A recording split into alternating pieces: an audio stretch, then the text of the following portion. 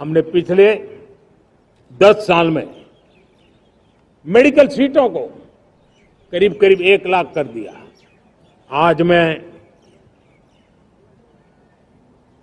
करीब करीब 25,000 युवा हर साल विदेश में मेडिकल एजुकेशन के लिए जाते हैं और ऐसे ऐसे देश में जाना पड़ रहा है, कभी कभी तो मैं सुनता हूं तो हैरान हो जाता हूं। और इसलिए हमने तय किया है कि अगले 5 साल में मेडिकल लाइन में 75,000 नई सीटें बनाई जाएगी। मेरे प्यारे देशवासियों, विकसित भारत 2047 वो स्वस्थ भारत भी होना चाहिए। और जब स्वस्थ भारत हो तो आज जो बच्चे हैं उनके पोषण पर आज से ही ध्यान देने की जरूरत है। और इसलिए हमने विकसित भारत की जो पहली पीढ़ी है उनकी तरफ विशेष ध्यान दे करके हमने पोषण का एक अभियान चला है। हमने राष्ट्रीय पोषण मिशन शुरू किया है। हमारे देश में सुप्रीम कोर्ट ने बार बार यूनिफॉर्म सिविल कोड को लेकर के चर्चा की है, अनेक बार आदेश दिए हैं, क्योंकि देश का एक बहुत बड़ा वर्ग मानता है और उसमें सच्चाई भी है कि जिस सिविल कोड को हम लेकर के जी रहे हैं वो सिविल कोड सचमुच में तो एक प्रकार का कम्युनल सिविल कोड है, भेदभाव करने वाला सिविल कोड है। ऐसे सिविल कोड से जब संविधान के 75 वर्ष मना रहे हैं और संविधान की भावना भी जो हमें कहती है करने के लिए, देश की सुप्रीम कोर्ट भी हमें कहती है करने के लिए, और तब जो संविधान निर्माताओं का सपना था उस सपने को पूरा करना हम सबका दायित्व है।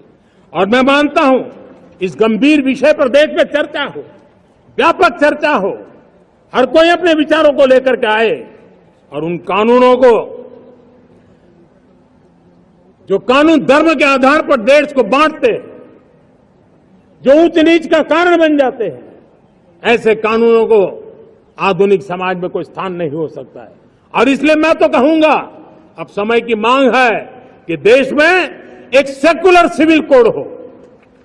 हमने कम्युनल सिविल कोड में 75 साल बिताए हैं, अब हमें सेक्युलर सिविल कोड की तरफ जाना होगा और तब जाकर के देश में धर्म के आधार पर जो भेदभाव हो रहे हैं, सामान्य नागरिक को जो दूरी महसूस होती है उससे हमें मुक्ति मिलेगी।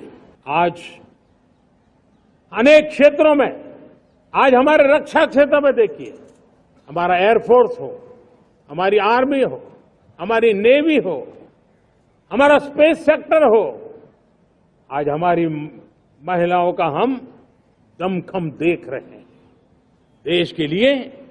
लेकिन दूसरी तरफ कुछ चिंता की बातें भी आती हैं और मैं आज लाल किले से फिर बार एक अपनी पीड़ा व्यक्त करना चाहता हूं। एक समाज के नाते हमें गंभीरता से सोचना होगा कि हमारी माताओं, बहनों, बेटियों के प्रति जो अत्याचार हो रहे हैं उसके प्रति देश का आक्रोश है, जन सामान्य का आक्रोश है। इस आक्रोश को मैं महसूस कर रहा हूं।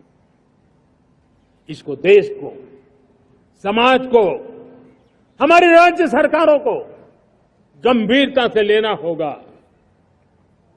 महिलाओं के विरुद्ध अपराधों की जल्द से जल्द जांच हो, राक्षसी कृत्य करने वालों को जल्द से जल्द कड़ी सजा हो, वो समाज में विश्वास पैदा करने के लिए जरूरी है। मैं ये भी बताना चाहूंगा कि जब बलात्कार की या महिलाओं पर अत्याचार की घटनाएं घटती हैं तो उसकी बहुत चर्चा होती है, बहुत प्रचार होता है, मीडिया में छाया रहता है। लेकिन जब ऐसे राक्षसी मनोवृत्ति व्यक्ति को सजा होती है तो वो खबरों में कहीं नजर नहीं आती है, कोने में कहीं पड़ा रहता है। अब समय की मांग है कि जिनको सजा होती है उसकी व्यापक चर्चा हो, ताकि ऐसा पाप करने वालों को भी डर पैदा हो कि ये पाप करने की हालत ये होती है कि फांसी पर लटकना पड़ता है। और मुझे लगता है कि डर पैदा करना बहुत जरूरी है। वर्किंग वुमेन के लिए पेड मैटरनिटी लीव 12 हफ्ते से बढ़ा करके 26 हफ्ते कर देते हैं।